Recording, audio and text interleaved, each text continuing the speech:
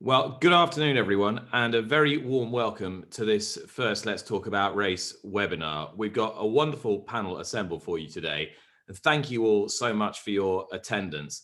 Over 200 of you, I think we're edging up towards 250 of you on this webinar today, which is a fantastic number, and not just from all sectors of the horse racing industry, but from outside as well. So a very warm welcome on behalf of the organisers to this. And I'd like to thank, first of all, Rose Grissell, the head of Diversity and Racing Steering Group for the British Horse Racing Authority, and Susanna Gill for all their hard work putting this together. And they've been an absolute pleasure to work with, as will this panel be, I'm absolutely sure. I don't know where everyone is sitting on your screen at the moment, so I will just introduce the panelists as I can see them. I'm really pleased to welcome Shireen Daniels, who is a passionate advocate for anti-racism in business. She's the managing director of racial equality advising firm HR Rewired. Shireen, give us a wave. How are you? Are you well? I'm very well, Nick. Sorry, I put myself on mute so I don't, overtake. So it's so lovely to be here. So thank you. I'm very well. Great to have you with us as well. I'm pleased to welcome racehorse trainer, member of the National Trainers Federation Council. She's also a member of the Diversity in Racing Steering Group, Susie Smith, who tells me that she has been on her own personal journey in seeking to understand issues around race equality and inclusion in the sport. Susie, great to have you with us. Hi, Nick. Good to be here. Great to join the conversation. Susie is joining us from her base in West Sussex. Michael Holding is with us. Michael has very recently published this, I would suggest, seminal work entitled Why We Kneel, How We Rise. We're going to talk a little bit more about it in a few moments' time. Michael, of course, is a former legendary fast bowler for the West Indies, turned brilliant Sky Sports cricket commentator and pundit. Mikey, looks very nice where you are. Thanks for joining us. Thank you, Nick. It is, and thanks for having me. Not a bit. Tony Langham is the co-founder of Lansons. He has been a pioneer in the field of reputation management. Tony also doubles up as the chair of Great British Racing, which, if you're not familiar, is the sports marketing arm. Tony, hi, good afternoon. Hi, great to be here. Thanks, Nick. And I've already been pulled up by the chair of the British Horse Racing Authority, Anna-Marie Phelps, who reminds me that Mikey is still a legendary cricketer.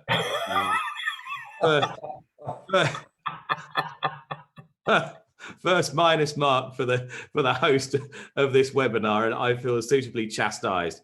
Anna-Marie, thank you very much. Before we open this up, I just want to say a little bit about why we're here today. We're here to learn more. We're here to understand more. We're here to understand each other better. We're here to discuss how we as an industry, how we as a sport talk about issues of race, and not just talk about issues of race, but act upon our thoughts and our instincts. We're here to challenge some of our preconceptions. We're here to appraise what we do well, what we certainly do less well, and to try to understand how better we can include everybody in the way we go about our lives and our business. And to that end, I want to include you in this conversation. So please do, as Anna-Marie has already done, get involved and get involved on the chat function, the Q&A down at the bottom there. And I will try and weave your questions in during the course of the next 90 minutes or so. We have got half an hour set aside specifically for questions at the end. So I hope you are now fully up to speed with what we're doing and with our excellent panel. Mikey, I wanted to start by just setting the scene a little bit with you, if we can. And there was one passage in your book here that really struck me as a good place to start. It's when you talk about, specifically about Black history. We just finished Black History Month, and you say, a fair and equal society would teach a fair and equal history, but we know society is neither of those things. So a fair and equal history of Black people is not taught. And I think it's those three sentences right in the middle of the book here that were my sort of light bulb moment when I was reading it. And I'm thinking, how on earth has someone like me really been able to understand issues of racial equality if we've never really been taught about the great things that Black people have achieved, in addition to all the great things that white people have achieved? And I thought that was quite a good context against which to set the beginning of this conversation. That's exactly the problem, Nick, and that is why I'm calling for education. And I'm talking about education starting from the schools, because history has been taught to suit a specific narrative, a false narrative of white superiority. And anything that Black people and people of color have done, the innovations, the inventions, whatever, have been airbrushed out of history because it doesn't suit the narrative. And until we can get people to understand that we are all great people, we have all done great things, and there is no way that there's any hierarchical system, because that hierarchical system was brought into place for one specific reason, because one set of people want to subjugate another set of people to enrich themselves. And when we can get rid of that thought of a hierarchical system and that we are all equal, we have all done great things, we'll be halfway there. And really, it strikes me that it is impossible to understand issues of race without understanding that history. You have to have that context first. How pleased are you how the country as a whole, the world as a whole, has responded to Black History Month? I'm very pleased, but at the same time, Nick, I don't believe that you should have a Black History Month. I think Black history should be taught alongside all other history. When you're going to tell me that you have a Black History Month, and I understand that there are 2 different months in different parts of the world that are dedicated to Black History Month, February and October. That means that you're only interested in teaching or talking about Black history for 1 month or 2 months of the year. What about the other 10 months of the year? Are you just saying, okay, we're just going to dedicate a bit of time and let these people feel happy with what we are talking about here? No, I believe that we should teach all history. Let everyone learn everything about all the people that have done great things in this world. I was driving a taxi driver once, Nick, a guy from Africa, coming back from a show where I went to talk about this thing. And he asked me what I was doing. And I told him, he said, but Black people have never done anything. You know, what am I talking about? He said, we have never even invented a toothpick. We were right by a traffic light. And I said, sir, you are just showing your ignorance to the history of Black people and people of color. Do you know who invented the 3-way traffic light? And he looked at the traffic light, he hadn't got a clue. A Black person invented that. A lot of things that are in this world, people are just unaware of it. Inoculation, we are in the middle of a pandemic, Nick. It was a slave who introduced inoculations to the Western world when Boston was being ravaged with smallpox. Nobody knows that.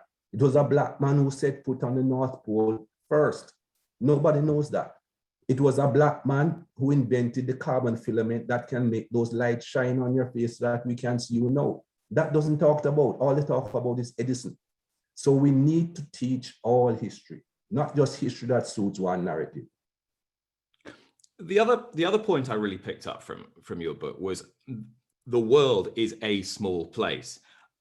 You want us to see everybody the way we would like to be viewed, and often it's not just a question of our insularity as a sport. It's our insularity as an industry, our insularity as a country. We do seem to like to sort of hive ourselves off into these sort of separate bubbles, and you're encouraging people to look outwards, to look right round the world at every citizen. Get those blinkers off, Nick. Come out of your cocoon.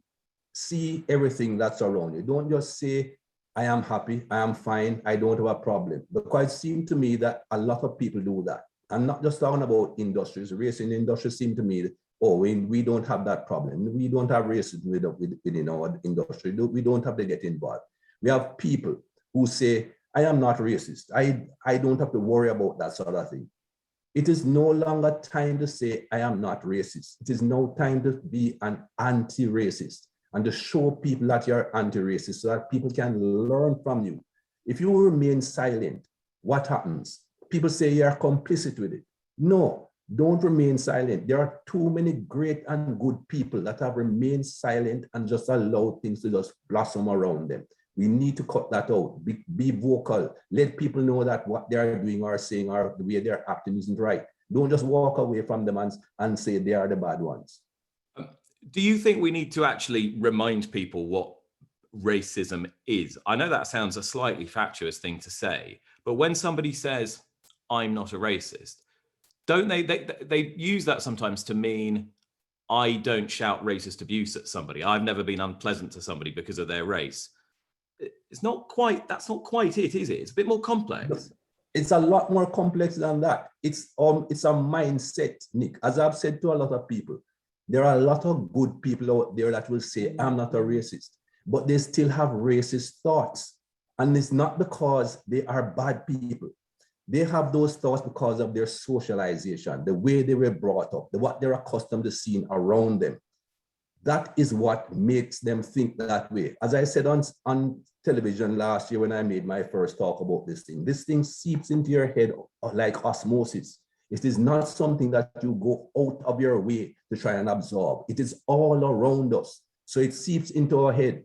And I have had thoughts growing up as a young man that later on in life, I have discovered that there are false thoughts, there are false narratives that people have put into my head.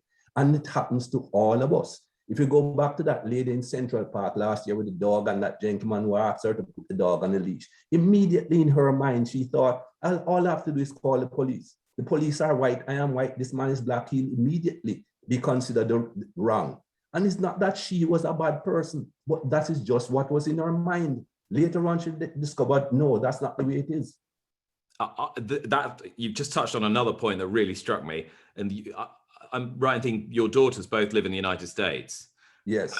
And you made the point that how you have to have discussions with them, or they have to have discussions with their children about, as black people, how they will go out, how frightened they are of the police just because they are black.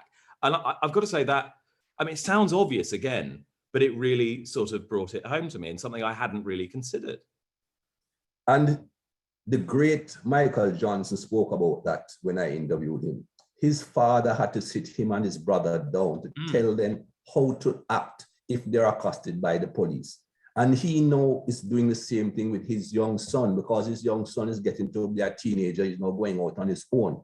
And it struck him one day, he said, why should I have to do this just because of the color of my skin or the color of my family's skin? This is not right. But that is the living experience of people in America, black people in America. And I don't know how many people are aware of this lady that was involved in January 6th with the storming of the Capitol, who came out and said she is not going to jail because she's white, she's blonde-haired, she has a good job. Well, she's getting 60 days. But that is her mindset. That is what she grew up in. That's the socializing that she got. That because she's white, there's nothing that's going to happen to her. And we have to get rid of that mindset. So finally, before I open this out, Mikey, just for the moment, your book's called Why We Kneel, How We Rise. We were discussing this a few days ago. If you had a penny for every time somebody said to you, what has the murder of George Floyd got to do with me? You'd probably be quite a wealthy man. What has the murder of George Floyd got to do with all of us, whether we happen to be working in horse racing or whatever? First of all, Nick, the murder of George Floyd was just the last straw that broke the camel's back. Things like that have been going on throughout the world for a very long time. George Floyd's murder made it so clear because it was filmed and everybody saw it, and it affected a lot of people, black, white, whatever race the people were. And that is something that people need to look at and say, hey, this is something that need not have happened, but it happened and we need to learn from it. So it's not the specific murder of George Floyd. That's just the last straw. But there are lots of incidents, a lot of examples that people have been destroyed by. In England as well, we can talk about Stephen Lawrence. We can go back into history. There are so many examples that I put in that book. We need to understand that George Floyd, yes, everybody talks about him, but it's not singular. He's the last straw. And so that's why everybody has a responsibility to understand what George Floyd's life meant and why his death was significant. I just want to open this out a little now to our other panelists. Shireen, perhaps I can come to you first. As I said, you're an advocate for anti-racism in business. And as Michael said, it's not a question of just not being racist. It's a question of being on the front foot and being actively anti-racism. How do you apply that to what you do? How do you get your message out there in the course of your daily work?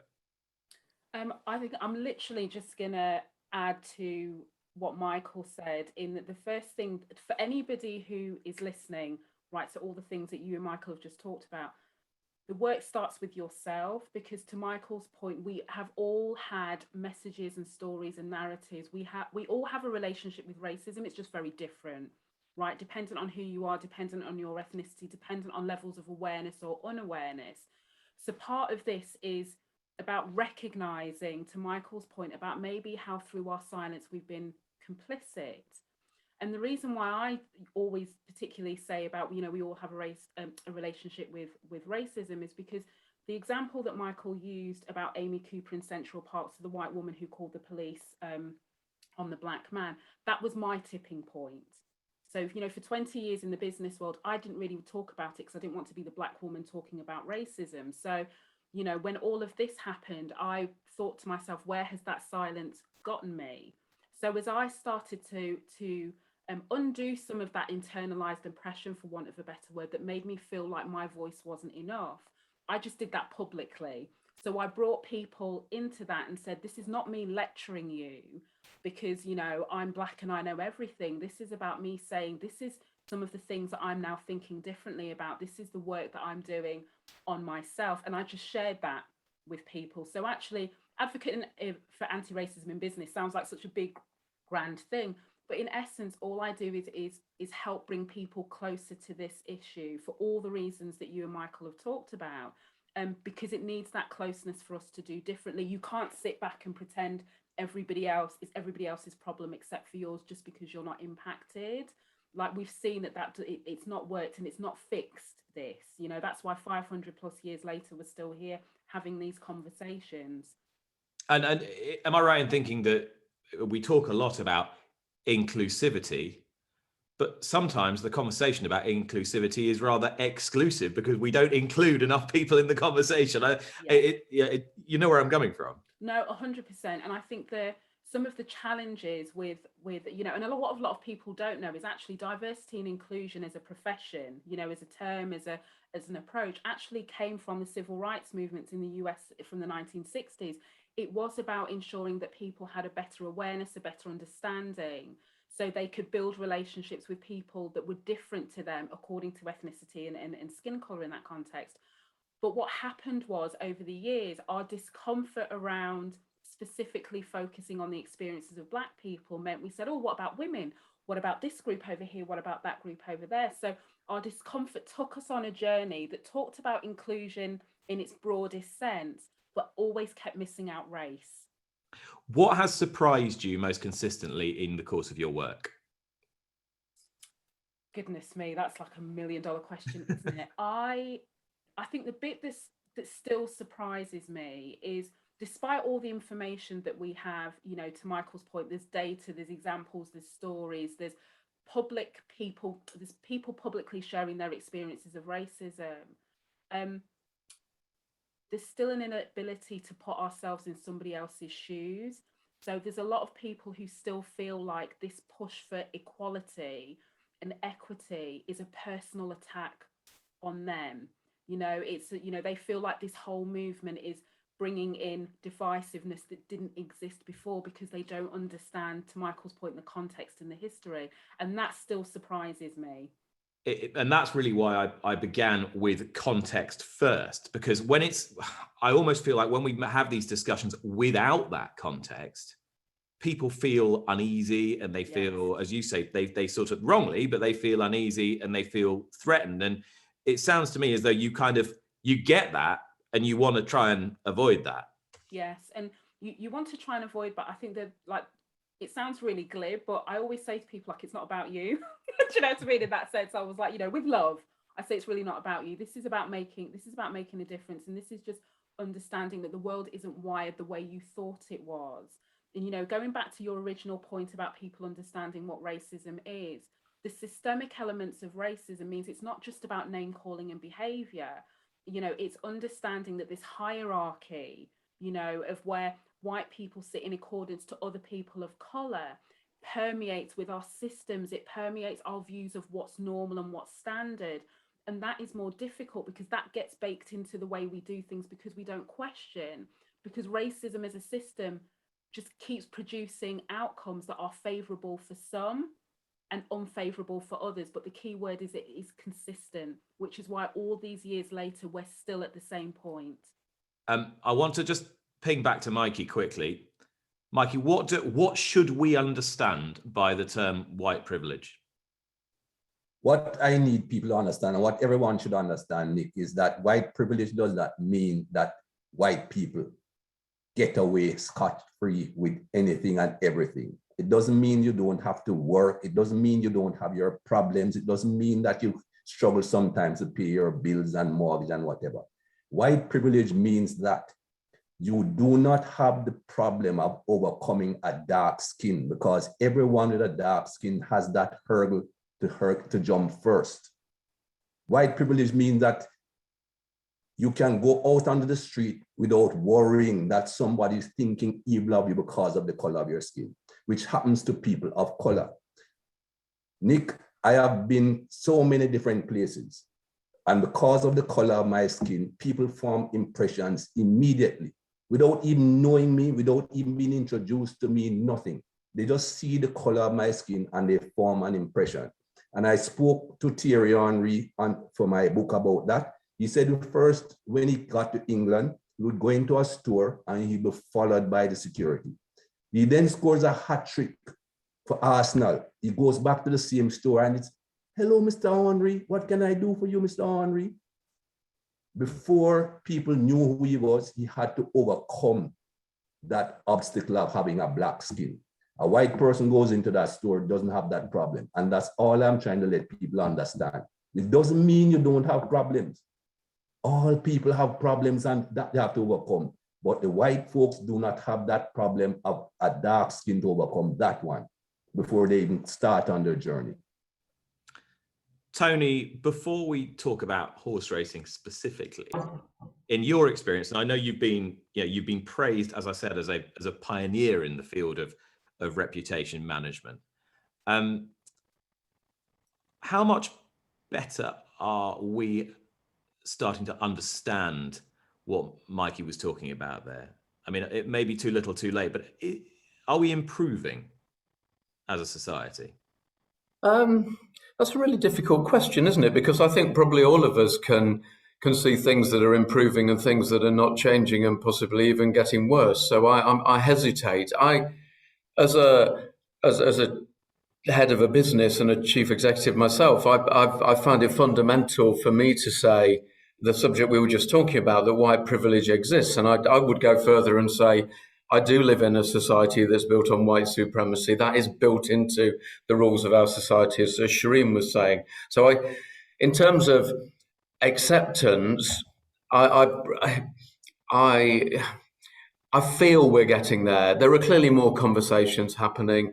I work a lot in the banking and finance industry, and our firm works on a project called the Diversity Project across the investment industry, which is so much storytelling, and it has to be white people, particularly white men, listening to stories of other people, and as Shireen said, putting themselves into other people's shoes. More of those things happen, although I still think it's self-selecting. People that choose to go to those things are possibly the people who are changing the most, and the people who need to change the most, well, probably they're not on this webinar, and they're probably not listening to all the things they need to listen to. But the white men that need to change, and I guess, Nick, you and I, the representatives on this panel, they're the people we ultimately need to reach, and they're probably not volunteering, self-selecting basis to go forward. So I see good things. I hear good things in racing. Obviously, it was, the diversity group exists. It was I sit as an observer on the members committee, the governing body of racing. It was on the agenda at the last meeting. So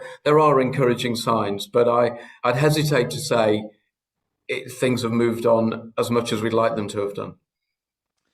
Yeah, Shireen, I wanted your sort of corporate view, or your view on corporate structures in industry, not necessarily racing, but it's clearly pertinent to this sport. And in terms of what you think the right method is to change corporate structures so that they reflect better the diversity of society?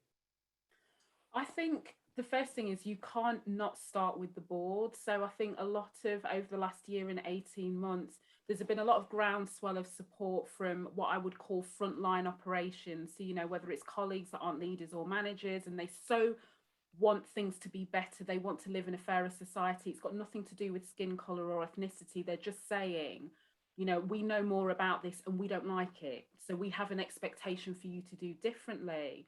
And I think what, if I'm really honest, there were some people in very senior positions who thought this was a passing fad. So they thought in a few months' time, we're not going to be talking about this. So if we stay quiet and stay silent, it will pass over to something else. And because that hasn't happened, they're now in this space of, you know, we've moved from just, you know, social pressure. You know, for some of them in industry, what Tony was talking about, they've got institutional investment pressure. They've got the public saying, what are you doing? They've got colleagues saying, what are you doing? So, you know, that then forces them to go, we got to do something. But it has to start with them, because they are custodians sometimes of those same power structures, you know, that Tony mentioned, that Michael's talked about, and those same ideas. So you have to start with them and simultaneously be doing things across the whole organization. So it's not linear. This is not a linear process. You've just touched on a really interesting point, because sometimes I hear people talk about diversity as though it's another thing, as though it's a sort of discrete entity. So we're going to deal with prize money, we're going to deal with this, we're going to deal with that, we're going to do, and we've got diversity, as though it's a sort of you know, something that they can get done. Surely you can't do it, because it's not a, you know, it's not a tangible thing. It's conceptually something that has to inform every single bit of your organization, doesn't it? You shouldn't really be having to think like that. Yeah, absolutely. And I think this goes back to your earlier point about sometimes a lack of awareness and understanding about what racism is, because when you start to peel back the layers and you start to look at decision making, who gets to be the one to make decision, who's in the room, who isn't in the room, that's when you start to recognize, actually, there's probably some things we've just been used to doing and not questioning.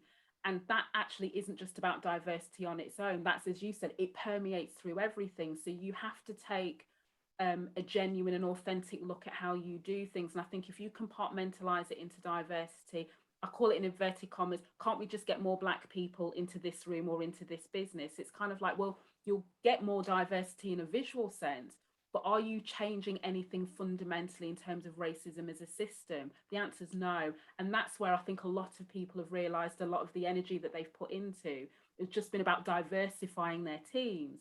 But you know, more Black people, more people of color are coming in, and they're going, well, the culture hasn't changed and I'm still treated and I'm still being excluded. So it's because they haven't done the depth of the work. I'll just pop this back to Tony, because this is right in your wheelhouse, Tony, because you are paid to make people look good, but I'm so sorry, Tony. I feel like I've set you up for that one. That was not my intent. You set him up an absolute treat here, because this isn't about looking good, is it? It's not just about looking good. But reputation, it's okay. So my core business, reputation is not about looking good. It's about being authentic and being real. And you'll only look good over a 20 or 30 year period if you are good. I mean, the way you have a great reputation is you meet the expectations of your society, and our society's expectations are that we will all try and save the planet and that we will all run diverse places, and our society isn't quite rewarding people for doing those things. But to have a great reputation, you have to behave well. And the great Stephen Covey at 7 Habits of Successful People, in terms of a crisis, you can't talk your way out of something you behaved yourself into. You know, business and in some cases sport, and let's just say Yorkshire cricket. I mean, they've behaved themselves into a situation. They aren't going to talk themselves out of it. They're going to behave themselves out of it. And so I would say the reputation business is about behavior. Just what Shireen was talking about, though, and you were talking about, Nick, I do think, as well as it being insiders, although I do think you have to set yourself goals and rules and targets, because unconscious bias is a thing. So for me, I write a lot and speak a lot. And I use other people's quotes. If I just use quotes from memory, given the history I was taught and my education, as Michael was talking about, I will mostly know great quotes from white men. So if I write a speech, if I don't make sure that 3 of the quotes are from men and 3 of the quotes are from women, and they're not all white, I will instinctively produce a speech that most of the quotes I have in are from white men, because that's what I'm programmed and hardwired into. So I do think we have to set ourselves these tasks as well as leaders and as people. If we don't set ourselves these tasks, we can't lead, and we can't show an example or behave better. Well, that's very interesting. I mean, it's the phrase you just came up with that Anne-Marie put on the chat there. You can't PR yourself out of something you behave your way into. And as you said, that what logically follows from that is you can act your way, to a better, to being better, to having a better reputation. Susie Smith, I want to hear your perspective as an employer, someone who needs a strong and diverse workforce, and how you feel this sport, horse racing, looks after its workforce in that respect, and whether it seeks to employ a sufficiently diverse workforce. I think from a trainer's point of view, as with the stable staff we already do have quite a diverse workforce, but that doesn't let us off the hook at all, because we haven't addressed anything, really, I don't think. I know we are starting to now, since the murder of George Floyd. And I think that's because, as predominantly white people, we haven't known what to do about it. And we haven't thought maybe it was something that we should have been getting involved in. But I think the reality is, for us as employers, as individuals, we already have people of colour in the sport. I only have some vague statistics of how many people what the makeup might be, but it's looking at about 8 to 10%. And the same for our owners as well. So the fact we haven't addressed this, what message is that sending out to the people that are already in our sport? Forget about bringing people in. But I just worry that, our silence is affecting the people we've already got. And yes, the same situation as if we're more inclusive, then we will get a greater diversity of people by hanging on to the people we already have in the sport.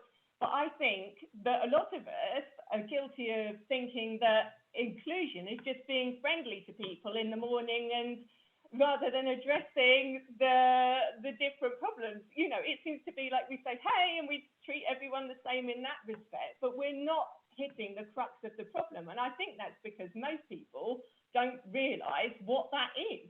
And we don't realize that we have had this unconscious bias. And I do believe that most people think that if we're just friendly to everyone, it's fine.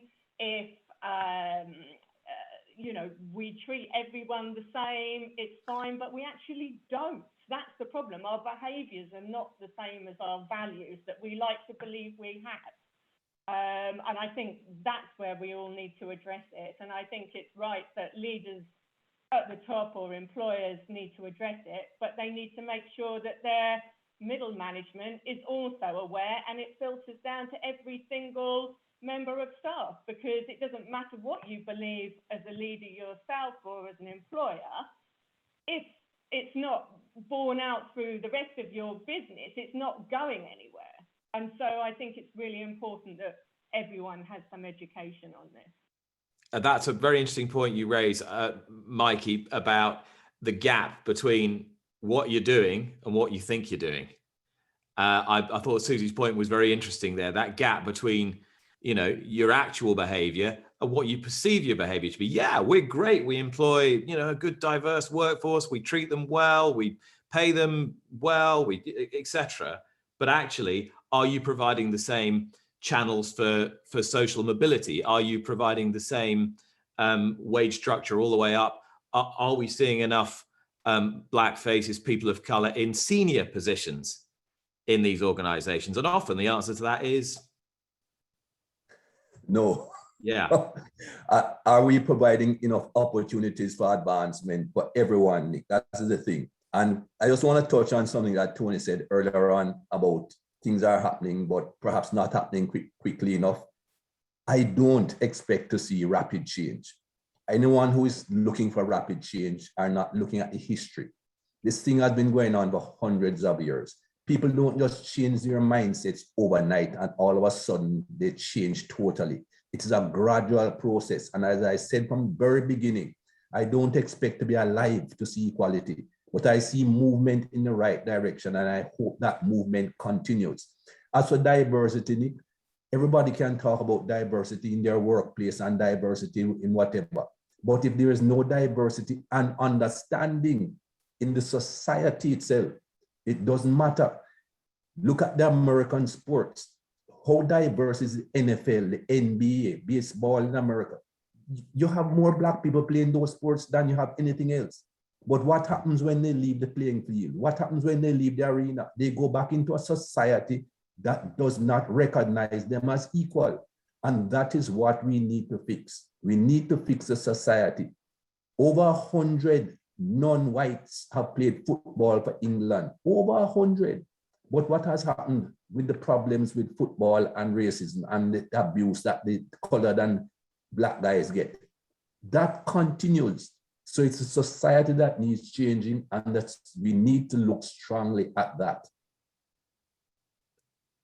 That's quite troubling to me, what you've just articulated there, that you can have Black people doing incredibly well, having extraordinary success, be great role models. And for what you're really suggesting is that they're then essentially not rejected by society, but it's kind of all for nothing. I don't know. It's profoundly depressing, really. Well, when you look at it that way, it is depressing, Nick. But what I'm saying is I'm hoping that is changing, but that has to change with people's mindset. I'll give another story that Thierry Henry gave me. Thierry Henry, one of the greatest footballers ever, well known in footballing countries. He then goes to the United States to coach. He calls an Uber. He's standing on the side of the road waiting for the Uber. He recognizes the license plate and the make of the car. He puts his hand up, and the Uber driver sees just a Black man standing on the side of the road and decides, I am not picking up this Black man, and continues to drive. Because in the United States of America, nobody knows Thierry Henry. If it was a normal society where everybody just recognized people as people, it wouldn't matter. He would just stop and pick up Thierry Henry, whether he knew he was Thierry Henry or not. And we have to look at that aspect of things. Stardom and being extremely rich or whatever only matters to a Black person if the people he's around knows who he is. If the people he's around doesn't know who he is, he's just back to being a Black person that people don't respect. And that is because of people's mindset. And as I said, it's going to take a long time. I've stood by a lift, Nick, at Epsom, stepped by in Epsom in my tails and cap, hat and everything. And because I'm standing by a lift, someone comes up to me and automatically thinks I'm working there and asks me what floor to get off a box, whatever. Because I have Black skin. And it's not that that person is a bad person, but it's the society in which they grow, the socializing that they have had. And that is what we need to gradually change, to gradually come around. So we need to increase the standing of Black people, people of color within our sport, within not just our sport, but within our country, not just within our country, but around the world. Tony, I want to come to you because there's a question here from Rob, and it says, a quick search of the website of both the BHA and ROA board and executive senior leadership shows a complete lack of diversity and anyone of color. It's not a great start, that, is it? No, of course not. I mean, racing has to. The two things that you can. I mean, I find in the wider world, the two things in terms of employment that you can do something about quickly are at the junior level. So in you'll see in banking there's 1,000 black interns. I think has turned into 10,000 black interns in London. No, there should clearly be board level representation in horse racing for people of colour.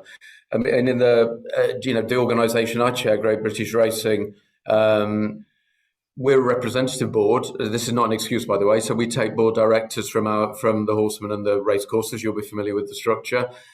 So we have representatives from those sectors. But I've asked both of those people for them to allow us to have people of colour board directors who aren't representative of the two shareholders. And we all need to take action in racing to do that. It's your question though is clearly right.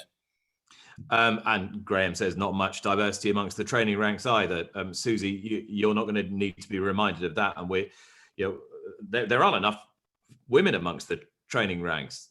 Never mind, people of colour. It's a very white male profession, and I've scratched my head for years trying to work out why it's quite so white and male, even relative to other white male-dominated professions.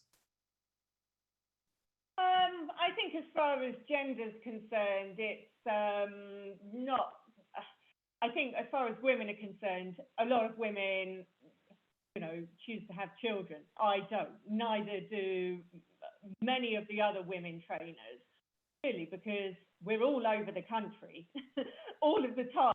It's not really that compatible unless you've got a good backup system.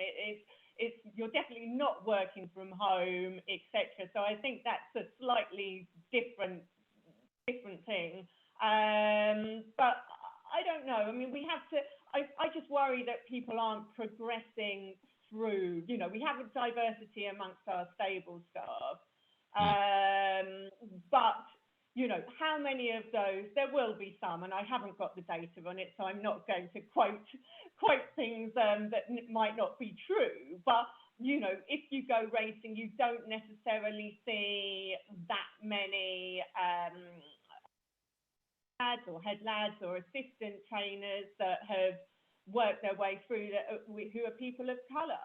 And there should be some. We have an awful lot of particularly Indian or Asian staff who have been in racing for a long time, probably more so than black people, and they're not all going. We should see more. We should see more of them in positions higher up than we actually do. And I just don't think that we are necessarily giving the same opportunities. I know training is quite a difficult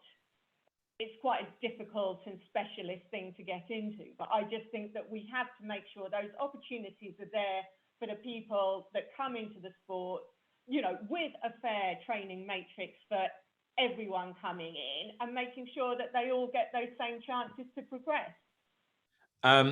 Shireen, I wanted to ask you, is the barrier to entering this sport, racing, is it real? Is it perceived? And if it is more perceived than real, does that matter anyway? Because if it's a barrier, even if it's only in somebody's mind. Yeah, I don't, to be honest, it's like anything, isn't it? Because you start getting into truth according to who, and what's absolute and what isn't. I do think, to your point, whether it's perceived or not, I would almost say let the facts speak for themselves, right? So when you look at data, to Susie's point, to Tony's point about representation at board level, who's involved in decision making.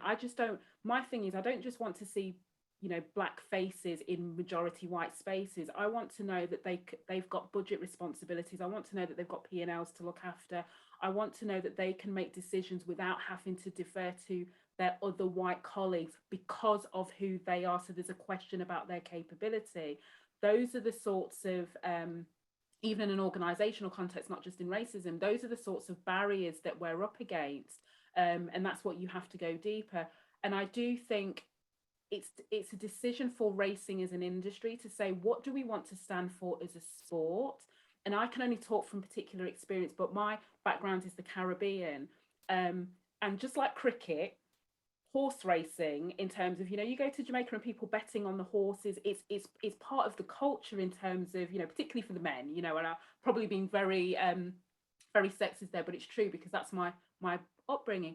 But if I talk to any of my family members about going to Ascot, they would be like, not a we wouldn't be welcome there. So when you think about all the facets of racing as an industry, not just the betting part allows people to participate because they're at home or because they can go to a shop, but they can't participate in the fullness of the experience. I've been offered twice in my history to go to Ascot and various other things, and I couldn't go because I'd be too worried that everyone's looking at me because I'm the only Black woman. And to Michael's point, people think I'm the cleaning person, or I'm the, you know, I'm the waitress serving the food. So because I've been in those situations, and I'm like, oh no, I don't see anybody looking like me there. You know, forget my red hair. I don't need a fascinator and all that good stuff. I can just rock my natural hair. But you know, it's just, that's it. And whether that's true or not, you don't know. But if you don't see any of that, but nobody is stepping into saying this is how welcoming the sport is, you just go by the perception.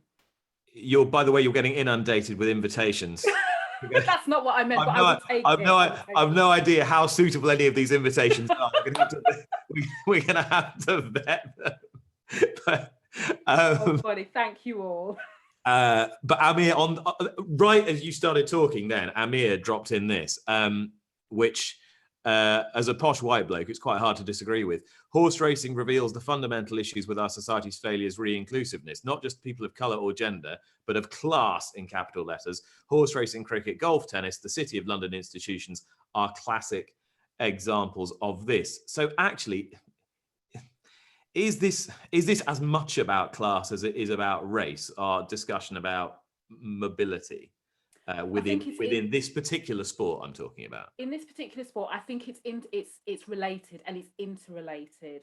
My caution, as always, is that different people will have different experiences because they have different identities. So I'm Black, but I'm also a woman. So to Susie's point, there are some aspects of me being involved in the horse racing that's specific to me because of my identity. If I had other identities, if you add, I'm working class, so, you know, I grew up on a council estate up north, you know, you add that into the mix. So all of those things are potential barriers. They just impact on people in different ways. It goes back to this point about, you know, to Michael's point about almost like a hierarchy, if you can imagine. So yes, it is about class, it's about race, there are issues about gender, there are issues about social mobility, there are issues about decision making, power structures. You know, Tony made a really good point that I use this in a corporate sense, very large brands. And so when they say to me that it's really difficult to get people on a board and to add extra people, we'd love to get more people of colour or, you know, more Black people onto a board, but we can't because we've only got 12 seats, we've only got 14 seats. And my question to them is, are you telling me that you cannot adapt that structure to allow you to have more representation, which means you have better decision making? Or are you telling me that you're wedded to that particular structure and you definitely can't change it? And they go, oh, we never thought about doing anything differently. And it's because we're hardwired to always keep accepting these same structures rather than thinking, how can we do things a little bit differently but still maintain what it is that we need to do? That's just a you know, an example from that point of view. So it just takes a different way of thinking about it. Yeah, and Linda says, I've spoken to people who would never consider applying to work in racing as they don't see people who look like them or sound like them, or, you know, or who are in any way like them. I want to dig down a little bit into what racing can do a little bit more, because we've covered a lot of ground. We've covered a lot of big, bold, broad themes, but I want to get into slightly more granular detail. I mean, I'll just stay with you for a second, Shireen, if I can. Yeah, of course you can. I always wonder about how good we are at reaching into our communities. And my feeling is we might do better. What's your experience? I think that's a massive opportunity. In fact, I think I've spoken to Rose and Susanna about this before, and other people connected to the sport. I think there is an element of, you know, if you're not exposed to particular sports and you have this perception, then it doesn't matter sometimes how much somebody shows you a nice shiny brochure of, you know, different people with different colour faces and different ethnicities. You have to experience it. So my challenge to the industry is if you think about whether you're, you know, a stable, whether you're a racecourse, whether you're, no matter where you are, how close are you to people who traditionally may not have ever engaged with you? Or are you always still inviting the same circles of people to do things? And that's an opportunity, particularly because of COVID as well. And it's really changed people's idea of being connected to one another, and they're looking for opportunities to experience new things, and possibly to push past their own discomfort and go into places and experience things that they would have been hesitant to do so before. So from a positive point of view, I genuinely believe you would be pushing on a door that's already opened because of what we've all been through together over the last kind of year and 18 months. So I think practically that's definitely something you can do.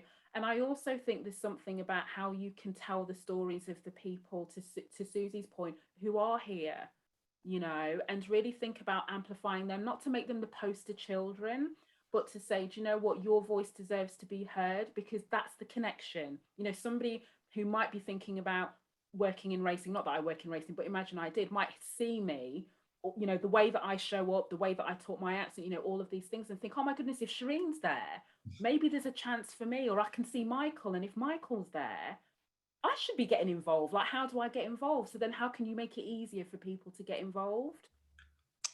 Deborah Haye, we know Debbie, who does a lot of work with Take the Reins, has been was instrumental in the day at Lingfield the other day at the end of Black History Month.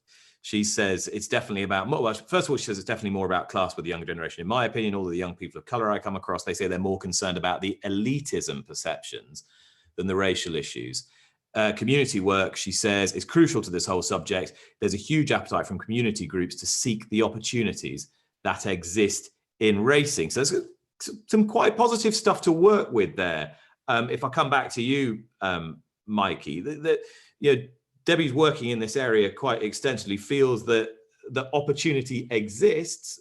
We've just got to work a little bit harder to make things happen. What do you make of racing as a sport in terms of how it portrays itself to young people, young Black people, particularly young people of color? Well, I said the same thing to Rose some long time ago, Nick, is about how people perceive sports and how people perceive racing to be. When they look on the television, not many people of color are being seen. And I noticed that there has been a lot now of programming to do with gay people in racing, to expose them, let them tell them their story, let them see that racing is open to them. They need to do the same thing for people of color. Let people that are involved in racing tell their stories, highlight their involvement. You have people working with television in racing with color. You have people working with the horses with color. You have people that have attended races, not many, but when you see them, go up to them and do a short recording with them. Why are you here? You know, do you enjoy coming here? That sort of thing, so that people can see that others like them are involved, not just working, but going and enjoying the racing. Let them expose racing to everyone. I mentioned to people that before at the races and Racing UK, I used to live in betting shops in England, and how diverse the people in the betting shops are, you wouldn't believe. But they don't go racing because they don't see people like them at the racetracks. And we need to let people know, come to the racetrack. These guys are here, these people are here, they're enjoying it. They're not just here to earn a salary because they are working in the industry. People go there to enjoy the day. And they need to talk to people like that and let people on the outside see that they are welcome in the sport.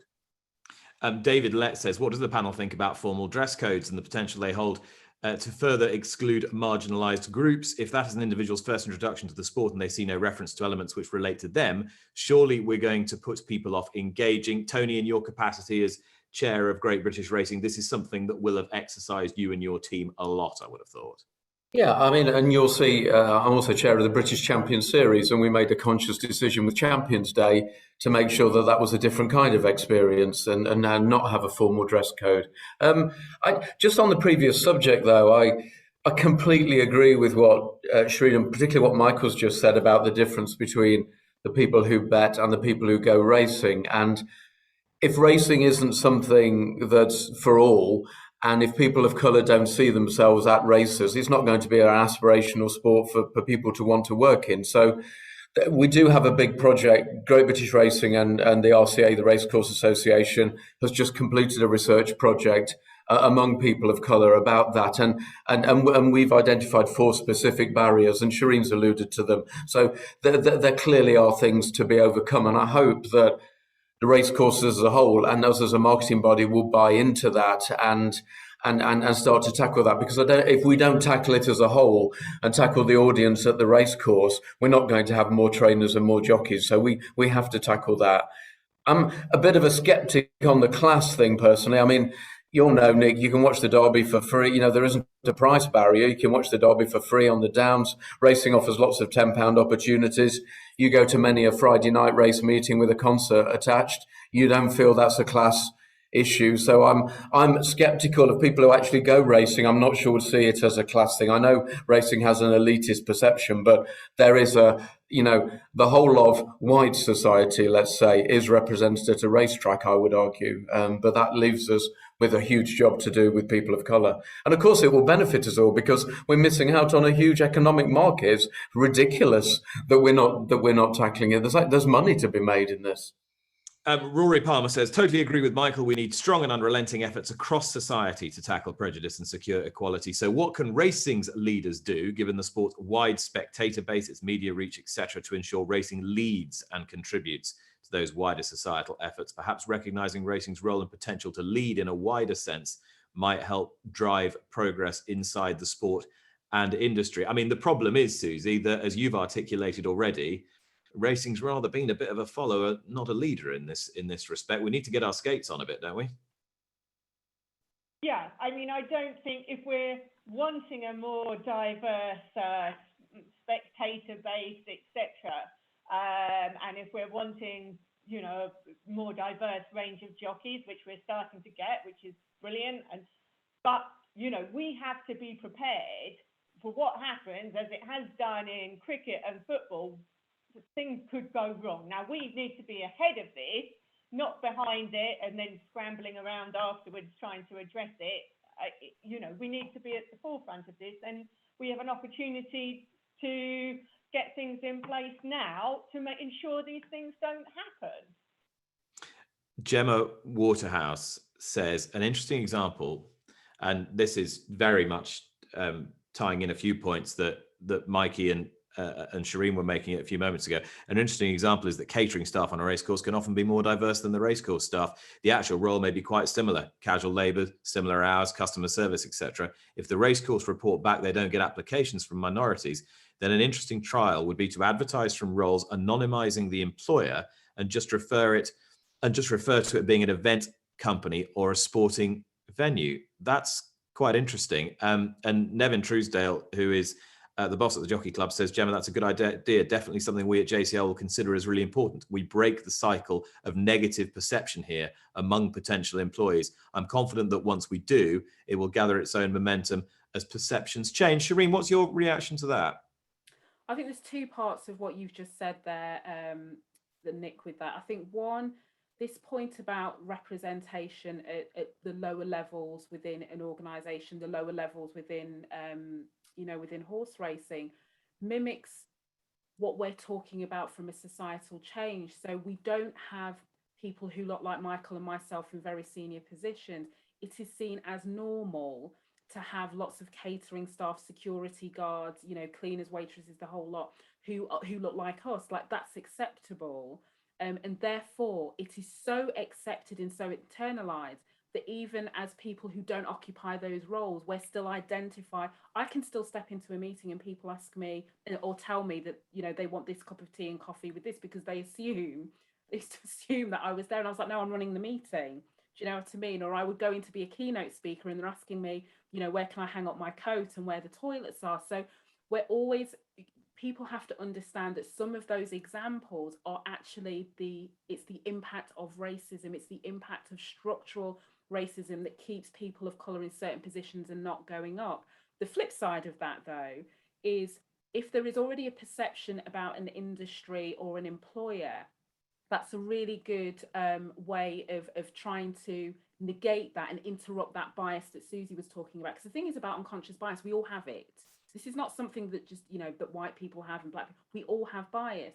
And sometimes we have to interrupt that. So I think that's a really great idea in terms of, anonymizing the employer, so to speak, and talk about everything else. And then just have a look and see what happens, because that's data, that's insights that can help you try to understand what you might want to do differently. So I would wholeheartedly support that as a little experiment.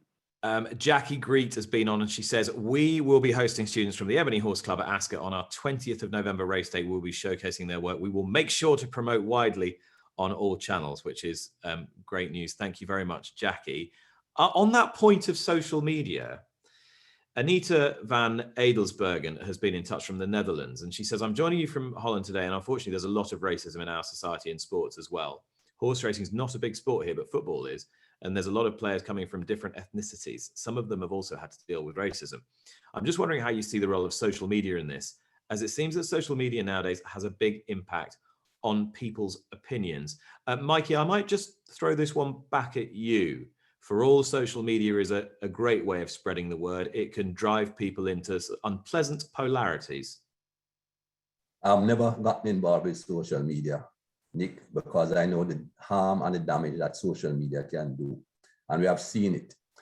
I personally believe that a lot of the problems that we had with the footballers was highlighted by social media. When those penalties were missed, social media highlighted a lot of the negative comments that people made. Without the social media platforms, those people, they are very few. I want the people to understand that. Those people are very few in number. And they would perhaps have gone to their friends' home, gone to their pubs, and had their conversation with people like them, that think like them. It would not have spread as widely as we saw it spread through social media.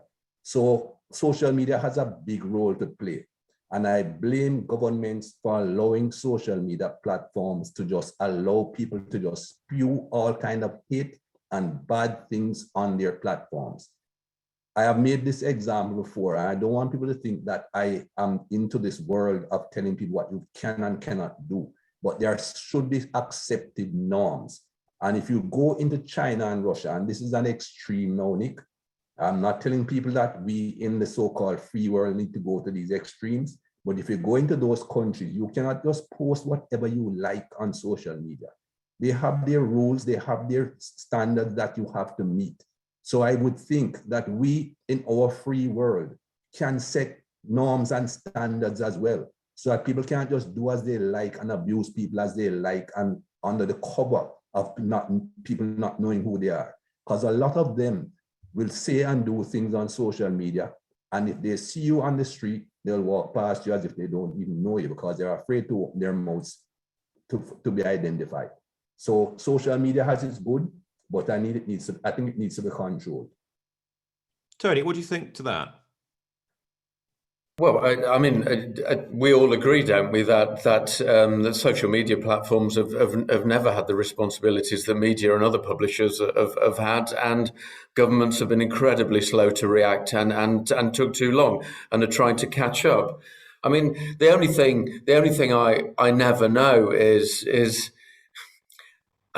social media a window into our society, and is it a window that we need to see? I mean, it's a sobering experience if you work like I do, and we advise, say, a financial institution that's going to come out and support, let's say, Rainbow Campaign and LGBTQ plus rights.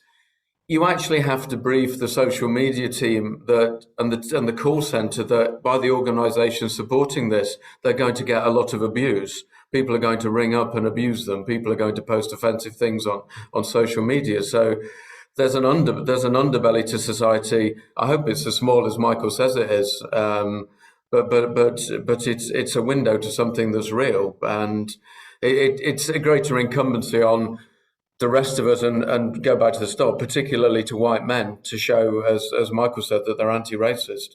I think that's the fundamental. Lots of good points coming in from lots of you. I just wanted to pick up this one from Anne-Marie, who says, I'm a black woman and take my daughter racing because my dad took me, brackets, when he wasn't in the betting shop, close brackets. And Mikey, bang, there you go. That's exactly what we were talking about earlier on. You've got a diverse community in the betting shop. And the one thing racing does do, we've seen, and it's to its strength as well as its detriment, it runs in the family. And Exactly. if you can get your kids enthused, but you've got to want to go yourself to get your kids involved. And you have got to want to go because you'll see people like yourself there and you won't feel out of place going there. As Shireen said earlier on, she has friends that when they say, go to Royal Ascot, they immediately say, no, absolutely not. That would never be accepted there. I don't see anybody looking like me there. So immediately they think it's not for them. And that is a bad way to start. But I want to know, what's your actual, I mean, it's sort of suspend reality for a minute and imagine you're not Michael Holding and everyone's not coming up to you and saying, oh, Mikey, I loved you when you played for the West Indies, blah, blah, blah, blah, blah. If you try and suspend that for a bit, what's your actual experience of being a black man going racing in the UK? Well, I gave you one experience earlier on, Nick, when I was standing by the lift at Epsom at the Derby meeting. And someone came up to me thinking that obviously that I'm working there and I can tell them what's happening. And that has happened to me on quite a few occasions. As I've said, if people around you don't know who you are, the color of your skin gives them an impression immediately. Do you feel, do you feel more excluded in that in a horse racing environment than you do elsewhere? Or is it, do you think, is it in sort of entirely comparable with anywhere else? Anywhere else, Nick, it's not the horse racing environment. Anywhere that I go, if people aren't aware of who I am just another black man. And immediately they form an impression in their minds and in their heads as to what this black man is. It doesn't matter if it's racing, it doesn't matter if it's cricket, it doesn't matter if it's in a bank, it does not matter. Once the society has this impression of people of that colored skin, once you are not known, you are going to suffer. And that's what I'm talking about when I mention white privilege. A white man doesn't have that problem because no one is going to see a white man in top hat and tail standing by the lift at Epsom and think immediately that he's working there. Mm-hmm. Mm-hmm. Exactly. Well, Jackie Slott picks up on a point that you made right at the beginning of this webinar. And she says, I hope I pronounced your name correctly, Jackie. Apologies if not. We need to make sure we do things differently because it's the right thing to do, as opposed to being a one-off action or event, as is Black History Month. We need to care deeply to make lasting change and keep the conversations going, challenge others with respect and do the right thing and have more conversations. It's going to be a big part of that. Anne-Marie says again, Anne-Marie Blake, I also think we need to remind people that racing isn't just Royal Ascot, as that's just 1 week a year and not typical. Amir says, no, this is a point, Shireen, I wanted to come to you with this, careersinracing.com, because Zoe has posted, Zoe Elliott says, careersinracing.com works to take racing jobs and training available into much wider audiences. I'm very happy to give more details to anyone interested as to how we do that, but certainly more to do and welcome all ideas. So hopefully this webinar is not just about us little lot on the screen at the moment, it's about all of you and how you can interact with each other and we can establish some more connections. Because Amir says, Zoe, I actually found my current position on careersinracing.com. So Shireen, the more we talk, the more good is going to be done. Absolutely. And I just want to, Jackie, thank you for making that point. I just want to address this to Jackie, if I may. One of the things that I'm always so gratified about having conversations like this, even with industries that, let's be honest, are majority white, particularly in the sporting industry, is we haven't spent the whole time trying to convince people about the economic argument to address racism and, diversify all aspects, right, from whether it's from the stables and whatever else it is. And the reason why I'm always so gratified with that, because it still taps into this notion that we should only make change because there's a financial kickback to it. And I think some of the stories and the perspectives, particularly both Michael and I've shared just on this call, is about our humanity, and I just want people to remember the example that Michael gave when he was in the Uber, and the Uber driver said to him, you know, but Black people haven't produced anything, and you know, we haven't done. And Michael was then in a position of having to list all the achievements of innovations, etc., that he could remember, to prove to this driver that Black people have something of value. No other ethnicity has to operate in that way still with everything that we go. So it's almost like, provided we can prove our value to society, only then will we be treated equally. And I just think going down that line of, you know, there's a financial business case, and I understand the world of business, that's what I live in. I'm not saying, I'm not, what's the word, trying to make out that that's not important. But actually, when you're talking about the experiences of people as soon as they leave their homes, like, are we really saying that the only way that we want to influence people is by reminding them they can make more money? That has never set right with me anyway. So I just want to say, Jackie, you just tapped into something, conversations that I'm already having about that. And luckily, a lot of the organisations I work with, they've gone beyond that. So genuinely, so I do, to Michael's point, that's where I'm seeing incremental positive change, whereas I think a year ago you had to produce a business case in an Excel spreadsheet with pounds, shillings and pence, right, to justify why it was worth going into this. So that's what I hope we will see more of, you know, just because it's just the right thing to do, and we just have to find our way through it. That's very interesting. I hadn't considered how overriding that had become as a sort of corporate driver. I'm pleased that, you know, that's been pushed back against. We haven't talked too much about language, even though it's pretty pertinent to this issue. And John Blake says, ties of history, racing still trades in the guinea. Yes, in some sales rings it does, yeah. Was replaced almost everywhere by the pound in 1816, and its origin is inextricably linked with slavery, as the traded gold used for the coins came on ships from the Guinea coast, along with hundreds of thousands of slaves. Might a fundamental change in language and currency, close brackets, be overdue and attract the right attention for modern racing? It's a small point, but a big point, Shireen, isn't it? It's a small example, but quite an interesting question. Yeah, I think fabulous question, by the way. And yes, I do. There's a point about language, but there's also a point about acknowledging history.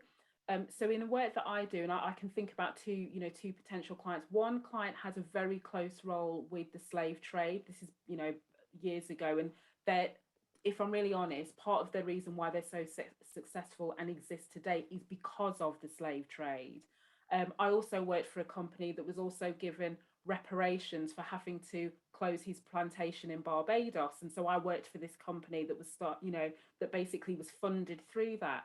One of the things that people have always tried to do is avoid talking about the past because they feel like, well, it's divisive and, you know, we're taking things away. But understanding historical context, to Michael's point, understanding language and just educating people on why maybe the horse racing industry is going to do things slightly differently. If you don't give people context, they react to their own version of why they think you're doing something. So I think that's a really good example, which is why I like the question, is about, think about the history of racing, good, bad and indifferent, but acknowledge some of those facets, because that's your link to say, therefore, this is why we're taking this course of action. This is why we've decided to rename this. This is why we rename some of these horses, because, you know, there's connections to this, this and this. And so sometimes we just need to do a better job of explaining and contexting, and not just assuming people are instinctively going to get it. And that's not a judgment thing, that's just human nature.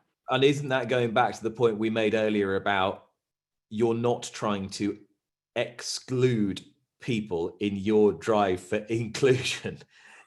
Your drive for inclusion is exactly that. It's not saying, right, because it's been this way and you've been in charge for this long, we're sort of trying to overthrow the regime. Yeah. We're like kicking you out. Yeah. No, not at all. And I think, again, through these sorts of conversations, which is great, and I hope, you know, the steering committee continue to do more of these and just give people an opportunity, you know, like some of the people in the chat there, to not only ask questions but share ideas of things that are working, because this work is hard work, but when you have more people who care, it is that little bit easier. Suze, who's been a huge part of putting this all together, says, maybe one for Susie and Tony. I'm interested in what events or moments led to you understanding that, you've just popped up the page. Understanding that dialogue and action is needed around race as opposed to just being an observer. So many of us still observe. How do we become braver enough to act personally and professionally? Susie, perhaps you can pick this one up.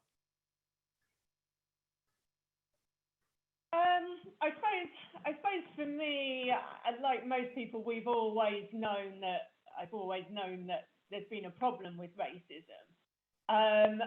But I think it's not until you actually start really looking at it.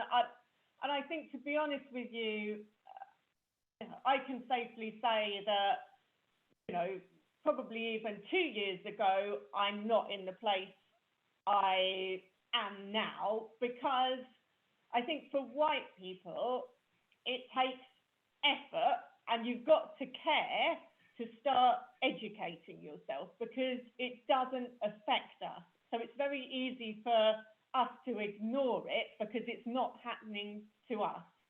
And actually you've got, I suppose, a bit of a growth mindset, and I like learning and I'm curious about things. So it's like, right, what is this all about?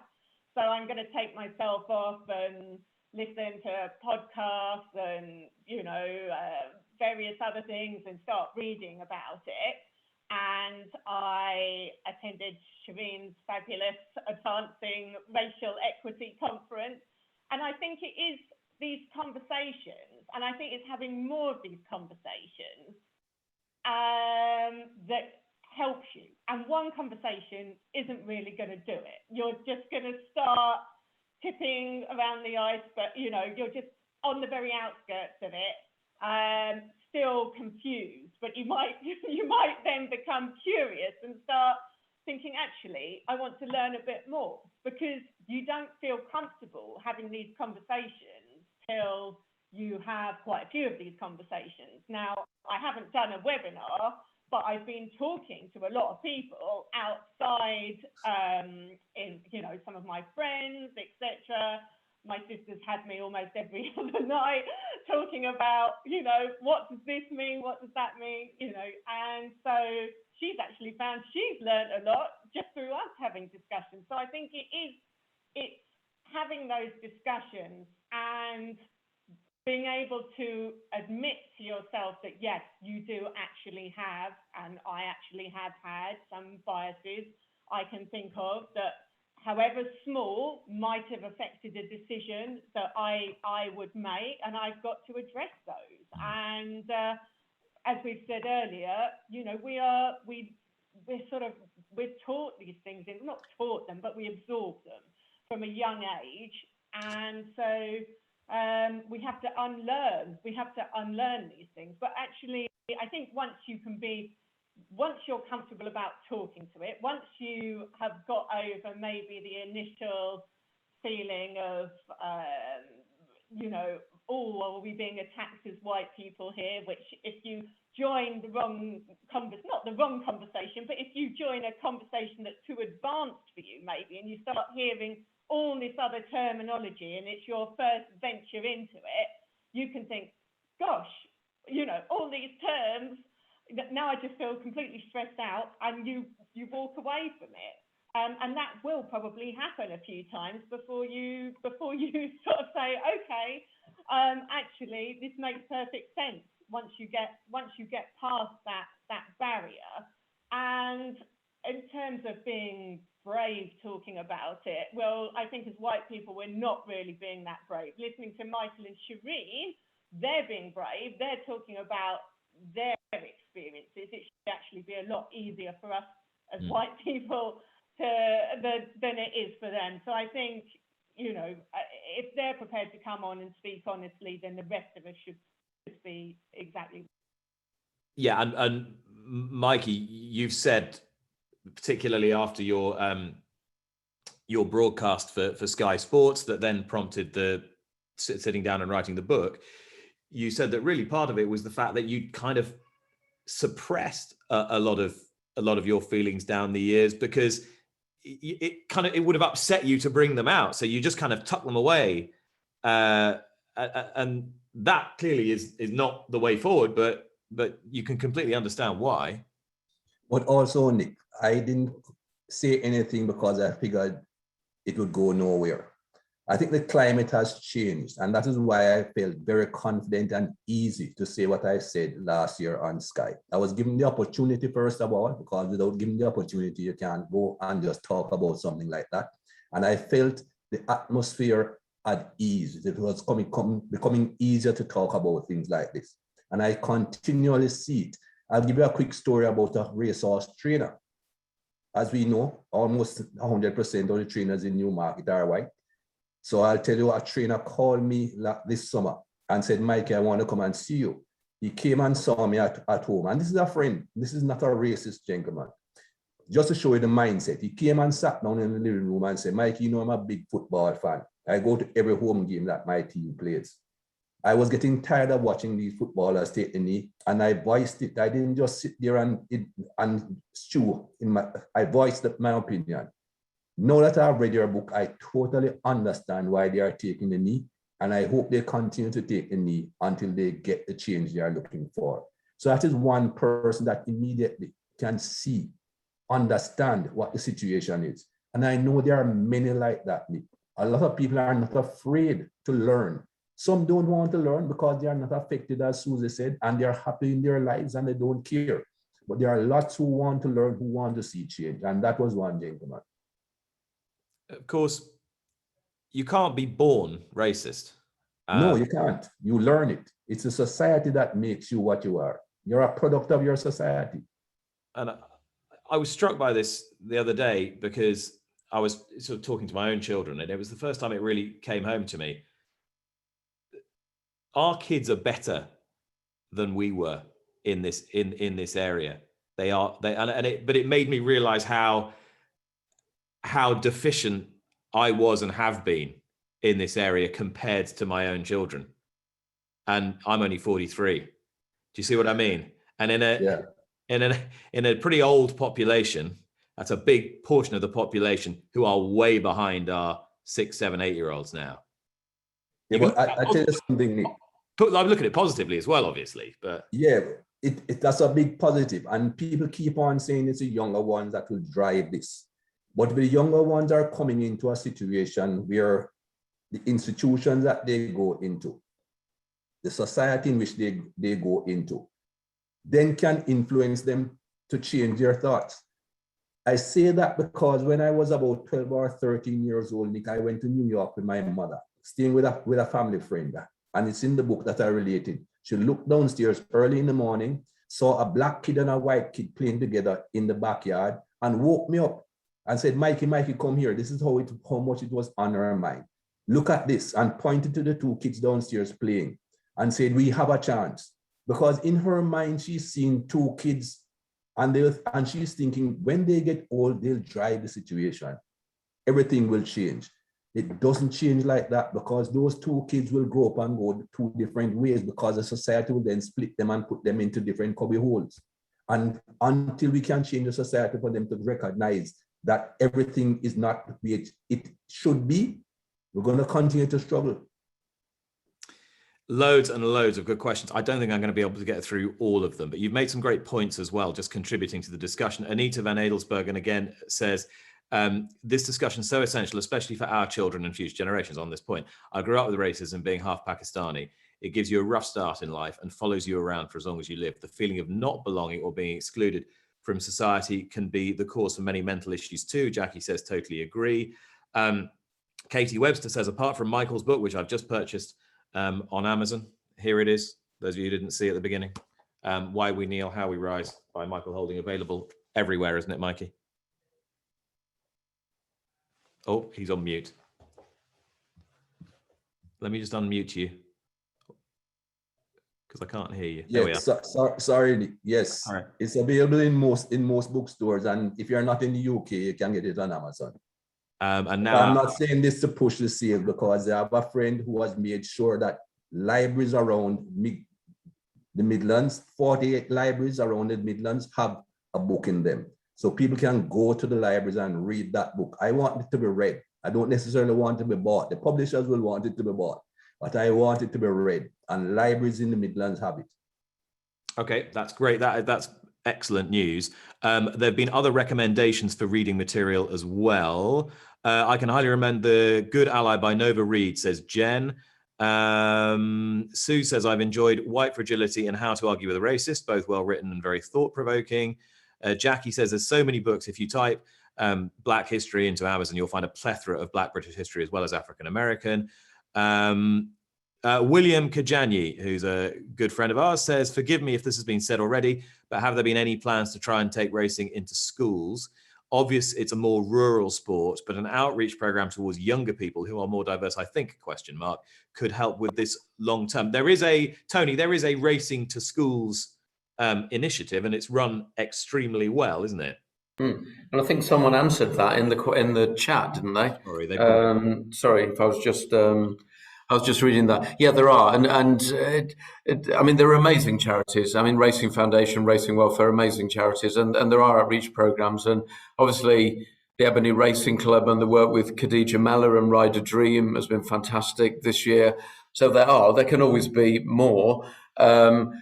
And we can look at more. I mean, obviously, there was the first ever National Racehorse Week this year, where 130 trainers' yards opened their yards to anybody free of charge, which was an amazing thing, an amazing event, and well done the trainers and well done the people in Great British Racing, the NTF that made it happen. So I like the point about young people. I think, Nick, I agree. I think when Susie was talking and Michael was talking, I think that's right. I find in the business world, if leaders start to talk differently and accept that change is needed and talk about the things they're doing, there's a huge level of acceptance and popularity from young people, and young people don't always speak up, whatever we think. Sometimes in your first job, second job, you wait for permission, don't you? So I think there's a huge groundswell of support among young people for change. This is we're sort of edging towards a conclusion, but there's a question here from Islington Virtual Room 14. So I don't know who you are, whether it's a lot of you or whether it's a secret society, I don't know. What's the panel's view on introducing real and tangible objectives, whether short-term or long-term, so that as a society we can begin to see real tangible change? Does the panel believe leaders Tony's in part answered this, believe leaders in particular have a crucial role to play in this? In society we do this for everything else, so why not apply a similar approach to challenging inequality, etc.? Shireen, this is for you. Yeah, we should do. We should. There's many of us desperately trying to get that view. The reality is, I can only echo what Susie said. If you have, people in positions of power and this issue doesn't affect them, unfortunately, people like me, that's why Michael has written his book and he speaks about this. We have to do more to convince people. And it's sad that we have to convince people, but that is the reality. The other thing that I want to say, I know you didn't ask me, Nick, but I'm just going to add this in, because with all this, all these talks about books and resources, you don't have to be an expert in the Black experience to be part of the change. So I don't want anyone thinking like I can only add value to this, I can only make a difference providing I know every single thing. You don't. And another alternative, and it's an addition to not instead of, is to think about your experiences. Some of the things, particularly those of you who aren't impacted by racism directly. So think about how, your socialization process, to Michael's point, think about the spaces that you're always in a work and in a community, just living your life, going to the supermarket, whatever, and just have a look around you. And I promise you, when you start to ask some of these questions, to Susie's point about being curious, that is also what's needed. It's this open-mindedness to say, do you know what? I didn't even notice things and I'm starting to see things, and therefore, what does that mean? You can do that in a non-work setting, and then you can bring that back to an organizational setting. This is the same thing that I talk to, chairs and non-exec directors about. And, this is not a level thing to do. This is for everybody as human beings to say, how is it that life works so well for me in this, but I'm not affected by these? And therefore, what can I do to use the privileges that I have, that I now recognize I have, because there's certain rooms and there's certain things that I can do that people like Shireen and Michael can't. So how can I utilize that? So I hope that's helpful. That's like my last parting words, Nick. Thank you so much, Shireen. And Lucy Atwood says, and this is a really good point. Most people can recall at some point in time feeling other, and this helps them identify with this issue. Everyone, no matter who they are, where they're from, black or white, rich or poor, has felt excluded, left out, and you get that horrible feeling rising up in your chest when you're almost in tears, but not quite. We've all felt it, haven't we? And I just think it's a really, really good point, Mikey. It certainly is, Nick. And to be other is never, ever nice. It's uncomfortable, it hurts. And what people need to recognize is that people with dark skin get themselves into that position and find themselves in that position on a regular basis. It hurts, it's degrading. It, as someone said earlier on, it affects you mentally. And we need to try and sort that out. Which I think brings us to the stroke of 3:30. I told you it would wing by, and we'd only feel like we were just getting started. And thank you to nearly all of you. The worst thing about doing one of these is that you see the number. Sometimes you see the number of people dwindling as the session goes on. But happily, because we've had such a fabulous panel, you've nearly all stayed with us, and thank you for all your comments. You've been absolutely brilliant. You've really helped me out, to be honest, just sort of steering the chat. So to Shireen and Tony and Michael and Susie, and of course to Rose and Suze, who've put in so much work to get this all up and running. Thank you very much, and we will see you all again soon, I hope. Bye-bye. Bye-bye.